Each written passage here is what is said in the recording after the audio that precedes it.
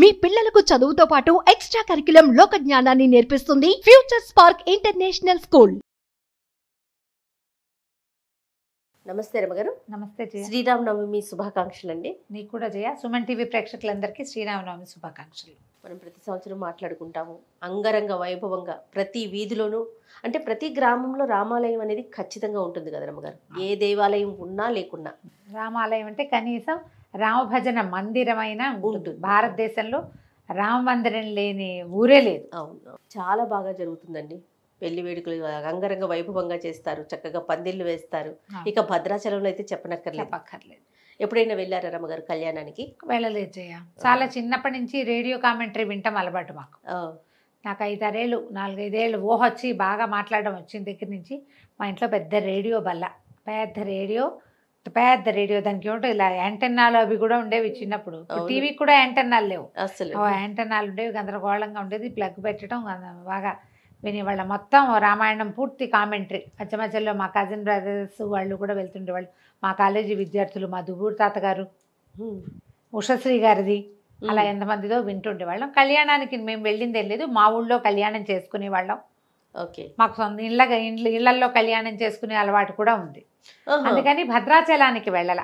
Okay, భగవంతుడు కూడా కళ్యాణం చేస్తారండి మీరు? ఇంట్లో కూడా కళ్యాణం చేసుకుంటాం. మాకు అదృష్టం ఏంటంటే భద్రాచలంలో ఏ చిత్రకూట మండపంలో అయితే కళ్యాణం జరుగుతుందో అది భగవత్ ప్రసాదం వల్ల.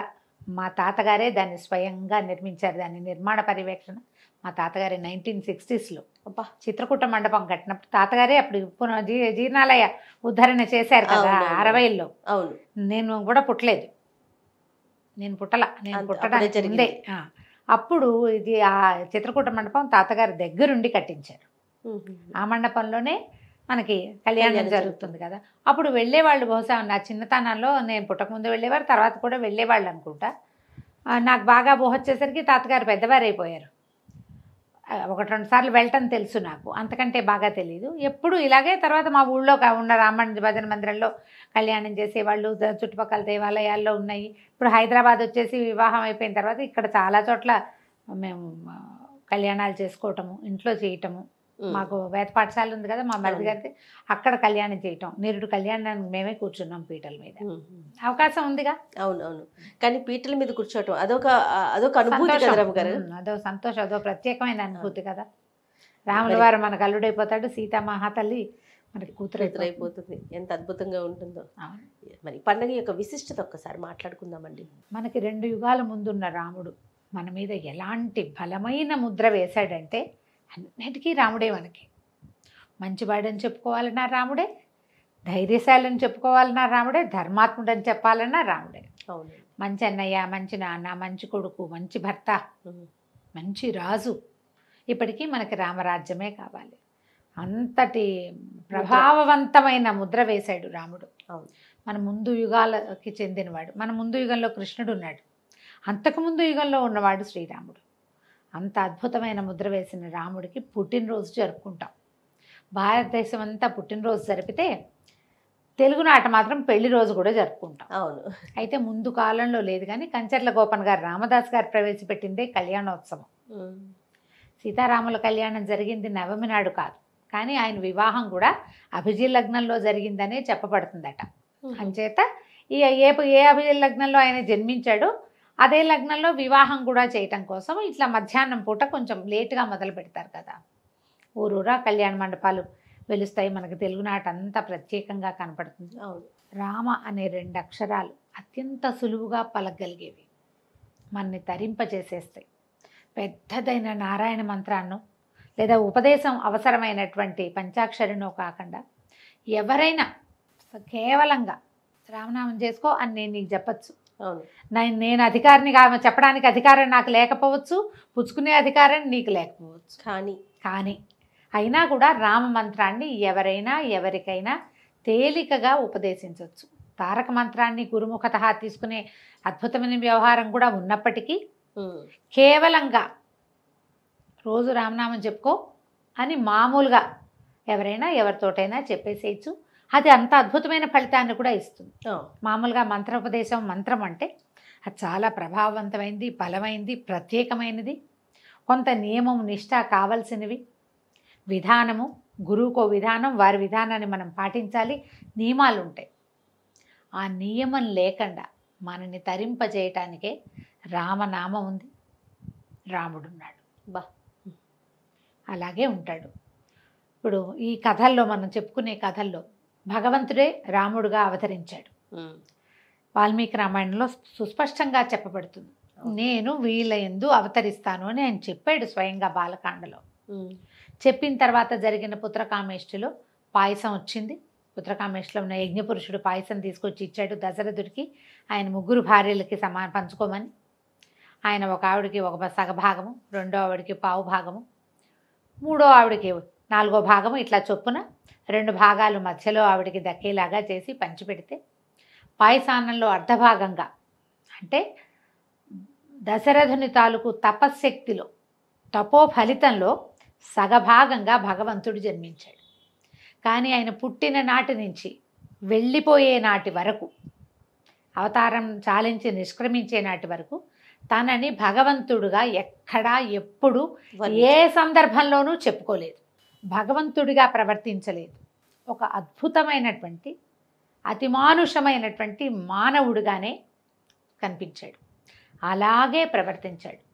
మానవులకుండే రాగద్వేషాలు అనుభవించి చూపించాడు. సీత తప్పిపోయినప్పుడు, ఆమెని ఎత్తుకెళ్ళిపోయినప్పుడు ఒక భార్య వియోగాన్ని స్పష్టంగా అనుభవించాడు ఆయన. భార్య కోసం ఎంత ప్రయత్నం చేయాలో అంతా చేశాడు. ఒక స్నేహితుడు తన్ని ఆశ్రయిస్తే అతని కోసం ఎంత మటుకు వెళ్ళాలో, స్నేహితుడి కోసం ఎంతకు తెగించాలో అంతవరకు వెళ్ళాడు. ఒకరు తనని ఆశ్రయిస్తే, విభీషణుడు ఆశ్రయించాడు. మా అన్న దుర్మార్గుడు, అతను ధర్మం తప్పాడు, నన్ను వెడలగొట్టాడంటే నాతో ఉండు, నిన్ను రాజును చేస్తానన్నాడు. ధర్మం ఎవరి పక్కనుందో వాళ్ళ పక్కనలా ఉన్నాడు.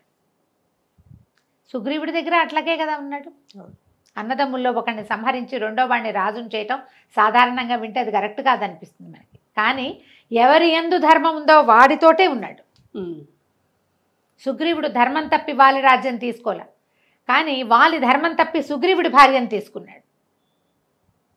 వాళ్ళు అడిగేట, నువ్వు నన్ను అన్నయ్య ఆశ్రయించుంటే నీ భార్యను తీసుకొచ్చి చేతిలో పెట్టేవాడిని, నువ్వు సుగ్రీవుడు ఆశ్రయించవని.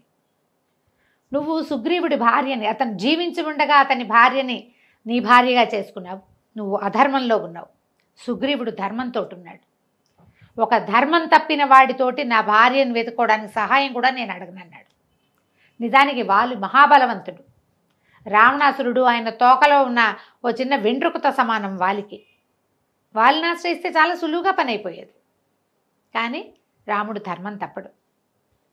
అధర్మంగా ప్రవర్తించేటువంటి వాలితోటి స్నేహాన్ని కూడా ఆయన ఇచ్చగించాలి. మనుషులు ఎలా ఉండాలో అలా చేసి చూపించాడు. నువ్వు ధర్మంతో ఉండు, బలవంతుడు కాదు, ధర్మాత్ముడితో ఉండు. బలవంతుడితో ఉంటే కొన్ని పనులు అవుతాయి, కానీ ఒక్కొక్కసారి వాడి బలం నీ మీదకి అతి బలంగా ప్రవర్తించవచ్చు. కానీ ధర్మాత్ముడితో ఉంటే వాడు ఎప్పుడూ ధర్మంతోటే ఉంటాడు, తన విధి విధానం ప్రకారం ఉంటాడు.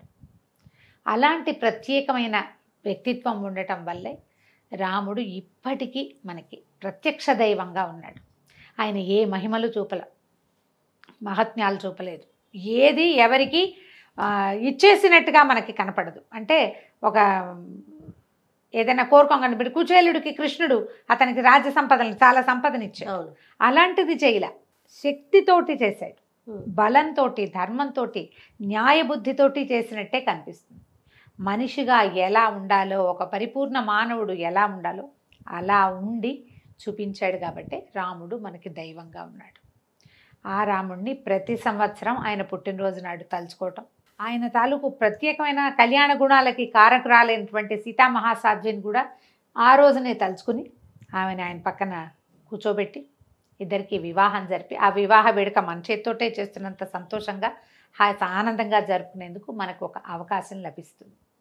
ప్రతి ఏటా చేస్తాం. మన పుట్టినరోజు జరుపుకున్నట్టే రాముల వారి పుట్టినరోజు, కృష్ణ పరమాత్మ పుట్టినరోజు కొంతమంది ఇష్టంగా చేస్తారు, కొంతమందికి అలవాటు ఉండదు. రాముల వారి పుట్టినరోజు అందరికీ పుట్టినరోజే, అందరూ చేసుకుంటారు. ఎందుకంటే ఆ రోజు కళ్యాణం కూడా చేస్తాం కాబట్టి, రాముడే మనకి ఆదర్శ పురుషుడు కాబట్టి.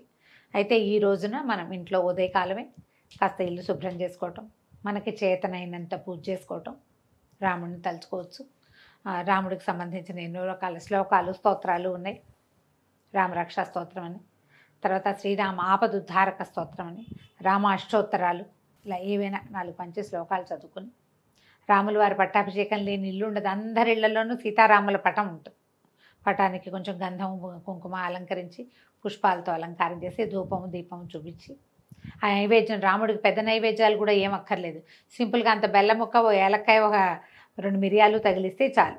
కొద్దిగా పానకము, వడపప్పు నివేదన చేసుకుని రాముడిని తలుచుకోండి. మీ ఇంట్లో రామాయణం పుస్తకం కనుక ఉంటే 1 పేజీ మీ అవకాశాన్ని బట్టి చదువుకోండి.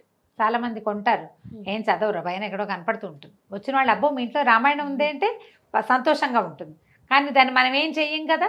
పర్వదినం రోజున తప్పకుండా చదవగలిగితే ఎక్కువ చదవండి, లేకపోతే కొన్ని పేజీలైనా చదువుకోండి.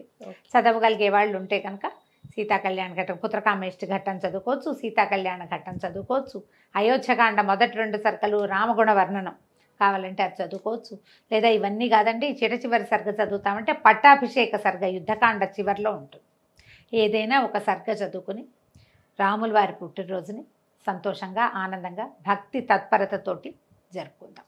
తప్పకుండా రమ్మగారు. నమస్తే. నమస్తే జయ. సుమన్ టీవీలో మీ పర్సనల్ అండ్ బిజినెస్ ప్రమోషన్స్ కోసం కింది నెంబర్కి కాంటాక్ట్ చేయండి.